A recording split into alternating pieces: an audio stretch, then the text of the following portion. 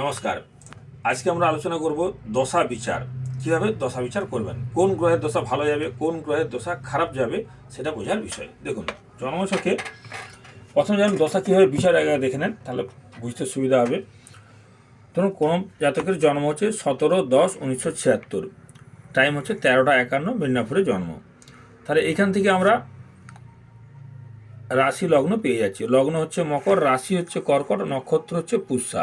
আমরা এখান থেকে মেনলি দেখতে চাইছি দশা বিচারের জন্য নক্ষত্র কী আছে। যেমন পুষ্যা নক্ষত্রে জন্ম, তাহলে পুষ্যা নক্ষত্রের অধিপতিকে শনি।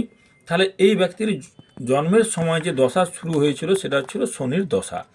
এবার শনির দশা কতটা গেছে সেটা নক্ষত্র স্ফুট দেখতে হবে, দেখে আপনাকে এফিমেটিক্স দেখে হিসাব করে বের করতে হবে। অর্থাৎ জন্ম নক্ষত্র আপনার যেটা, তার অধিপতির দশা আপনার জীবনে শুরু হয়েছে। তারপর থেকে এক এক করে দশাগুলো আসবে। প্রথমে শনির দশা শুরু হয়েছে, এই ব্যক্তি শনির দশায় জন্ম শুরু হয়েছে, তাহলে শনির পরে শনির দশা গেছে 19 বছর। তারপরে আসছে বুধের দশা 17 বছর, তারপরে আসছে কেতুর দশা 7 বছর, তারপরে আসছে শুক্রের দশা 20 বছর। অর্থাৎ শনির দশায় তার জীবন শুরু হয়েছিল, বুধের দশা দ্বিতীয় দশা, তারপরে কেতুর দশা, তারপর শুক্রের দশা। এরপর কিন্তু আবার ঘুরে আসবে রবির দশা। এটা হচ্ছে 5, তারপরে 6, 7, 8, 9। অর্থাৎ এই ব্যক্তির শনির দশায় জন্ম, তাহলে শনির বছর হচ্ছে 19 বছর, বুধের দশা হচ্ছে 17 বছর, কেতুর দশা 7 বছর, শুক্রের দশা 20 বছর, রবির দশা হচ্ছে 6 বছর, চন্দ্রের দশা 10 বছর, মঙ্গলের দশা 7 বছর, আর রাহুর দশা 18 বছর, বৃহস্পতির দশা 16 বছর। এইভাবে প্রতিটা গ্রহের দশা বিচার করা হয়। তাহলে আপনার জন্ম নক্ষত্র যখন হবে, সেই নক্ষত্র অনুযায়ী আপনার দশা শুরু হবে, গ্রহের দশা শুরু হবে। আর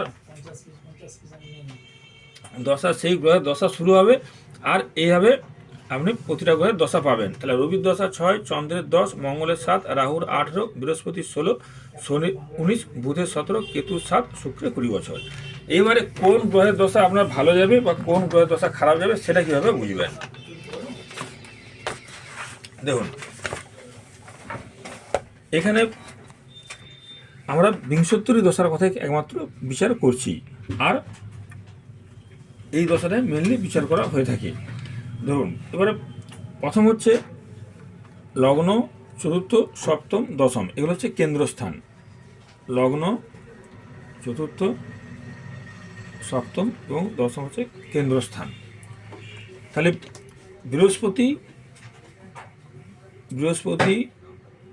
শুক্র, শুভ বুধ, আর হচ্ছে শুভ চন্দ্র। বৃহস্পতি, শুক্র, শুভ বুধ, শুভ চন্দ্র, এই 4টা গ্রহ যদি কেন্দ্রপতি হয়, মানে এই লগ্ন, চতুর্থ, সপ্তম, দশমে থাকে কোথাও, তাহলে এরা অশুভ ফল দিবে। অর্থাৎ নৈসর্গিক সূত্রটা হচ্ছে এটাই, নৈসর্গিক শুভ গ্রহরা কেন্দ্রপতি হলে অশুভ ফল দেয়। অর্থাৎ বৃহস্পতি, শুক্র, শুভ বুধ, শুভ চন্দ্র যদি লগ্ন, চতুর্থ, সপ্তম, দশমে থাকে, তাহলে এরা হচ্ছে অশুভ ফল আপনাকে দিবে। এদের দশা অন্তর্দশায় আপনি অশুভ ফল পাবেন। আবার নৈসর্গিক অশুভ গ্রহ কোনটা? অশুভ গ্রহ হচ্ছে রবি।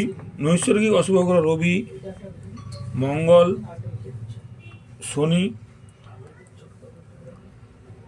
ক্ষীণ চন্দ্র, আর পাপযুক্ত বুধ।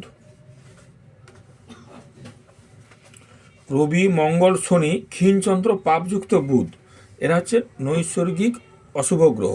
দেখুন, শুভ গ্রহ হচ্ছে বৃহস্পতি, শুক্র, শুভ বুধ, শুভ চন্দ্র, এরা নৈসর্গিক শুভ গ্রহ। এরা যদি কেন্দ্রপতি হয়, তাহলে আপনি অশুভ ফল পাবেন এদের দশান্তদশায়। রবি, মঙ্গল, শনি, ক্ষীণ চন্দ্র এবং পাপযুক্ত বুধ যদি কেন্দ্রপতি হয়, তাহলে আপনি শুভ ফল পাবেন। তাহলে অশুভ নৈসর্গিক গ্রহরা কেন্দ্রপতি হলে আপনি অশুভ ফল পাবেন।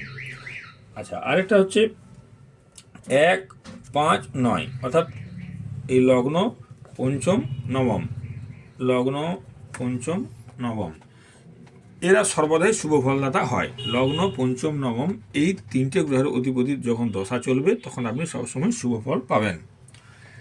আচ্ছা, লগ্ন থেকে দ্বিতীয় স্থান, এটা হচ্ছে মারক, আমি এটা মকর লগ্ন ধরেছি, সেই হিসেবে এটা দ্বিতীয় পতি হচ্ছে শনি, তাহলে মারক। আর হচ্ছে সপ্তম পতি, এটা হচ্ছে মারক। তাহলে দ্বিতীয়, যার যেটা লগ্ন তার দ্বিতীয় এবং তার সপ্তম, এই দ্বিতীয় সপ্তম পতি হচ্ছে মারক।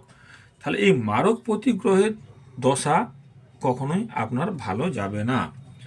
এই দ্বিতীয় সপ্তম হচ্ছে মারক গ্রহ, এদের দশা আপনার কখনোই ভালো যাবে না। আবার ষষ্ঠ, অষ্টম, দ্বাদশ, এরা হচ্ছে ত্রিশরাপতি, ষষ্ঠ, অষ্টম, দ্বাদশ, এদের দশাও আপনার ভালো যাবে না। ষষ্ঠ, অষ্টম, দ্বাদশ এই গ্রহদের দশাও আপনার ভালো যাবে না। দুস্থানপতি, ষষ্ঠ, অষ্টম, দ্বাদশ হচ্ছে দুস্থানপতি, এদের দশাও আপনার ভালো যাবে না। আবার ত্রিশরাপতি হচ্ছে তৃতীয়, ষষ্ঠ এবং একাদশ, তৃতীয়, ষষ্ঠ এবং একাদশ, এদের দশা অন্তর্দশাও আপনার কিন্তু খুব একটা শুভ যাবে না। তৃতীয়, ষষ্ঠ, একাদশ প্রতি দশা অন্তর্দশা কখনো শুভ যাবে না। 1, 5, 9 দশান্তর সবসময় শুভ যাবে। ষষ্ঠ, অষ্টম, দ্বাদশ দুস্থানপতি, এদের দশা ভালো যাবে না। 3, 6, 11 ত্রিশরাপতি, এদের দশা আপনার কিন্তু ভালো যাবে না।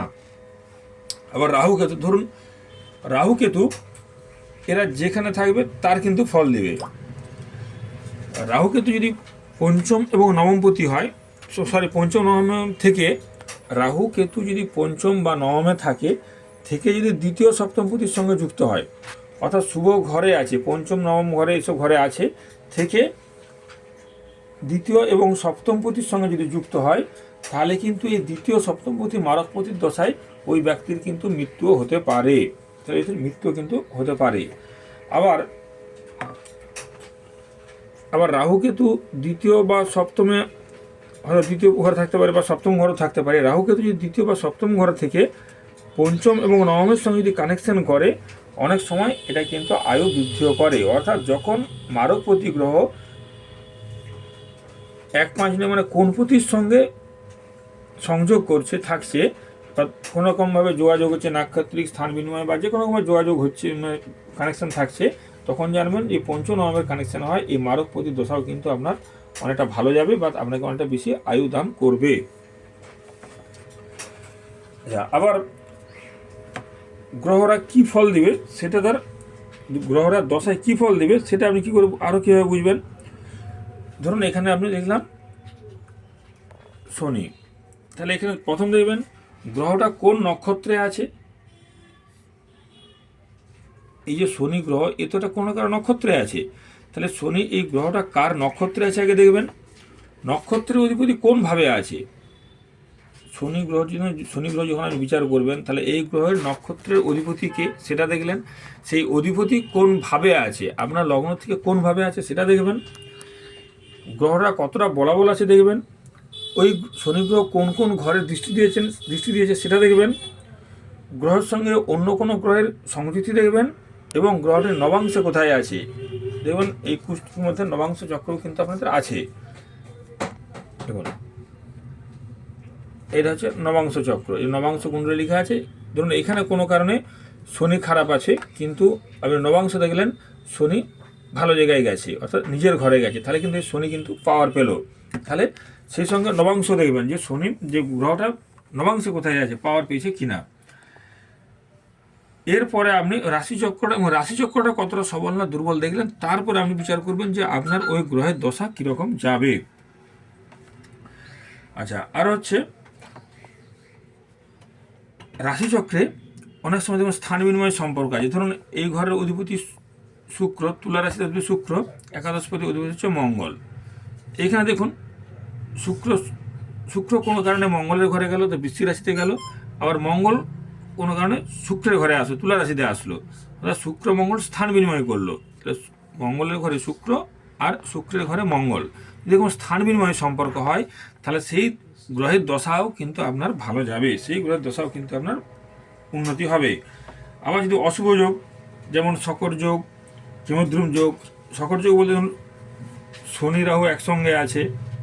আবার ধরুন কেমদ্রুম চন্দ্রের, যেমন ধরুন এখানে চন্দ্র আছে, এই সাইডে এই ঘরেও কোনো গ্রহ নেই, এবার এখানেও কোনো গ্রহ নেই, তাহলে এই গ্রহের দশা কিন্তু ভালো যাবে না। যখন কেমদ্রুম যোগ থাকবে সেই গ্রহের দশা কিন্তু ভালো যাবে না।